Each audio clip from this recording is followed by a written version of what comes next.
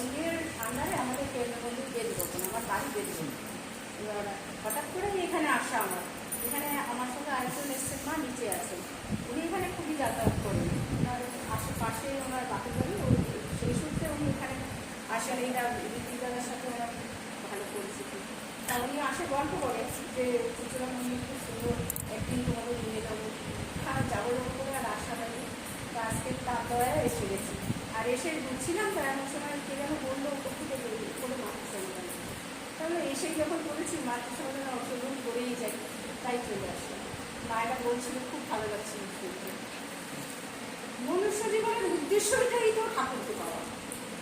আমাদের প্রথম উদ্দেশ্যই মানুষ জন্ম নিয়ে জন্মেছে, আমাদের উদ্দেশ্যই হচ্ছে ঈশ্বর সাধন করা, ঈশ্বরকে প্রাপ্তি করাই হচ্ছে মানব জীবনের উদ্দেশ্য।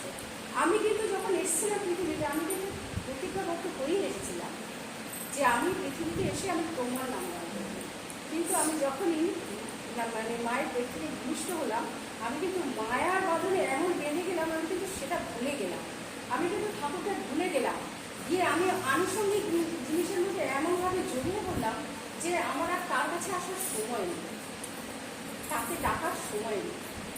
তাই জন্যে ঠাকুর এখন কী বলছেন যে আমাদের অভিনেতা কী করেছে, দ্বিতীয় অর্থ তৈরি করেছেন।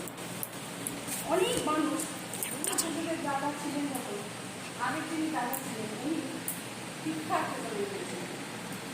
তখন দুবারে দীক্ষা হয়েছিল, হাজারে হাজারের লোক দীক্ষা হয়েছে। সেই দীক্ষাগুলো এমনভাবে হয়েছে যে তার কোনো ঠিকানা বা তাদের কোনো ইয়ে পাওয়া যায়নি। এখন সেই মানুষগুলো তার নাম পেয়েছে, কিন্তু তারা প্রচন্ড কষ্টে আছে। তাদের কষ্টকে নিবারণ করার জন্য অভিনয় করলেন, কি করলেন যে সবাই বেরিয়ে যাও, তৃতীয় অবস্থা। এই যে আমরা তাদের বাড়িতে ছুটে ছুটে যাচ্ছি, এতে তাদের কতটা মঙ্গল হচ্ছে জানি না, মঙ্গলটা কিন্তু আমাদেরই হচ্ছে। আমার মঙ্গলের জন্য আমি তার কাজ করব, ওনার মঙ্গলের জন্য নয়, আর কারোর মঙ্গলের জন্য নয়, আমার মঙ্গলের জন্য আমি তার কাজ করব। এখনকার নির্দেশ বলছেন যে যখন যে নির্দেশ আসে তার সেই নির্দেশটা বহন করাই হচ্ছে ইষ্ট কাজ করা। এখন আমাদের ডিপিওসের কাজের নির্দেশ এসেছে, তাহলে আমাকে এখন ওইটাই করতে হবে। সময় পাচ্ছি না, সময় নেই, সময় হচ্ছে না, হবে না, এগুলো করা যাবে না। আজকে যদি সমন আসে আমাকে নিয়ে যাওয়ার জন্য, তখন কিন্তু আমার বাড়িতে এত অসুবিধে কেউ কিন্তু মানবে না, তিনি কিন্তু নিয়ে চলে যাবেনই যাবেন। তাহলে কিসের জন্য, কার জন্য? আমার নিজের বাঁচার জন্য, আমার নিজের ভালো থাকার জন্য আমাকে 10 মিনিট হলেও টাইম বের করে নিতে হবে। বলছে সারাদিন অন্তত একটা বাড়ি, একটা মানুষকে বাঁচানোর চেষ্টা করি না, আমি একটা মানুষকে তার কথা বলি না যে আমরা ভালো আছি, তাকে ধরে তুমিও আসো, তুমিও ভালো থাকো, একটা মানুষকে বলবো। এটাই আমাদের এখন কাজ। আর এই করে অনেক অনেক ঘটনা, এরকম ভুলি ভুলি ঘটনা আছে যে ডিপ্লোসের মাধ্যমে তাদের জীবনে কত উন্নতি হয়েছে। এরকম অনেক ঘটনা আছে। এক মা সংসারে মানে এত যন্ত্রণা সহ্য করতে না পেরে সে গলায় দড়ি দেবে বলে সব ঠিকঠাক করে নিয়েছে, দড়ি দেবে, দরজা টরজা বন্ধ করে নিয়েছে, খাটের উপর উঠে পড়েছে।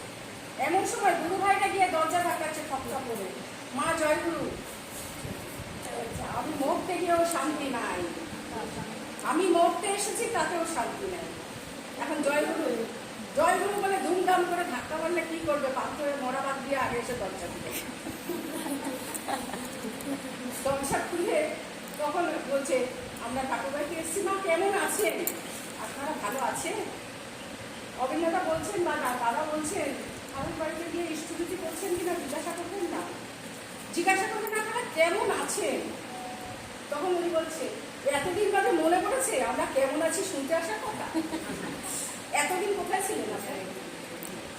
প্রথমে তো চিৎকার চাচাচি করেই, আমরাও করি, তো আমরাও ভক্ত করি।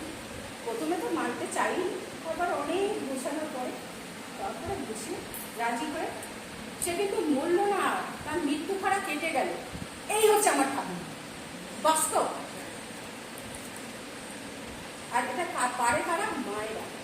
মায়েরা একদম সোজা রান্নাঘরের মধ্যে ঘরের মধ্যে ফটফট করে ঢুকে যেতে পারে, কোনো সংকোচ বলতে পারে। কিন্তু দাদাদের এটা একটু অসুবিধা হয়, যার জন্য অন্যটা বারবার বলছে